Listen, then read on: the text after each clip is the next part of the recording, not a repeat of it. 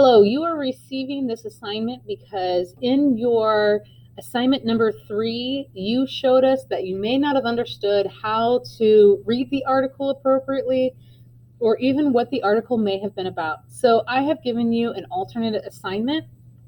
I've given you another text on Common Lit that you read through, and that will be a little more guided. To give you an idea of how to read through this text, I'm going to give you some tips of the trade or some expectations that we have for when you read this article. You're going to be reading American Indian School, A Far Cry from the Past. Number 1, there's an option that you can have it read aloud. If you are reading below a 9th grade level or a Lexile of 1050, this read aloud might be a good decision for you. As you notice over here on the side, this will give you options to be able to have it read aloud. I'm going to click, and this is what it sounds like. Native American boarding schools have come a long way since they were first established in the United States. All right, up here is the pause button, so if you wanted to pause it. It's also, there's a stop button if you wanted to stop it. And then there's the hide read aloud. That's taking all of those little links away. So the first thing I want you to do is read through the text. The second thing you'll have are guided questions. There'll be guided questions throughout your text, and they'll be right here. The rest of your text will be foggy, and you won't be able to read it until you answer correctly these questions. Along with answering these questions, you need to make sure that you are annotating or highlighting. And actually, it's best to do both. For example, the first question is an environment at Sherman Indian High School is. As you start to read, you're going to read one that says, at Sherman High School or Indian High School in Riverside, California, dorm supervisors wake students up before the sun rises. Students have to clean their aging dorm buildings before class. And Supervisor Terry Lott says that they don't get up in time to clean the bathrooms, they'll suffer the consequences. I'm going to highlight the entire thing.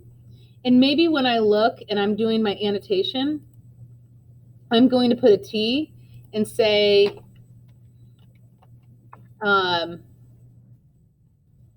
students have a lot of rules. It's strict. And maybe I'll put my own personal thing of saying, I don't think I could live there because I am pretty messy. All right, done. This saves my annotation. And as you notice, every single annotation that you have will be highlighted.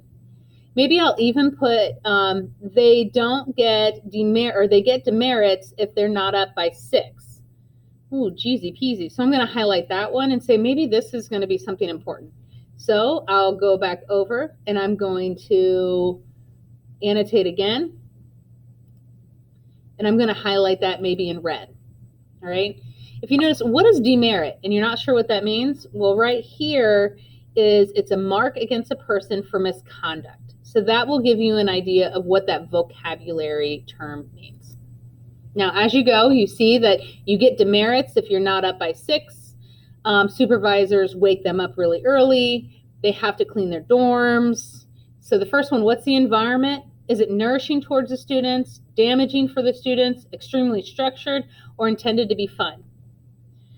Say I'm looking at it, I don't fully understand, and I say, oh, well, it's pretty damaging to the students. It's going to give you another chance. It's going to give you unlimited amount of chances until you get it correct. So I'm going to read back, realize, oh, wait a minute, it's probably very extremely structured. And so nice work. I can move on and continue reading until I get to question number 2. You're going to continue this, and there are 7 questions until you get to the end of the text. After you have completed annotations for the entire text, not just the top part, but there needs to be at least 1 annotation and 1 highlight for every single question. All right, so you should have 7 annotations and 7 highlights within your whole entire passage. And then after that, it's going to ask you to take your assessment. You have to answer those 4 questions. After that's completed, I will put your grade in and it will be updated in Progress Book. Make sure you take this seriously, and if you struggle and are not understanding the text as you read it and not understanding how to annotate or what the best thing to annotate or highlight, you're not really sure what these questions are, please reach out to me. I would rather you learn how to do the material than just give up because you're frustrated. All right. Good luck.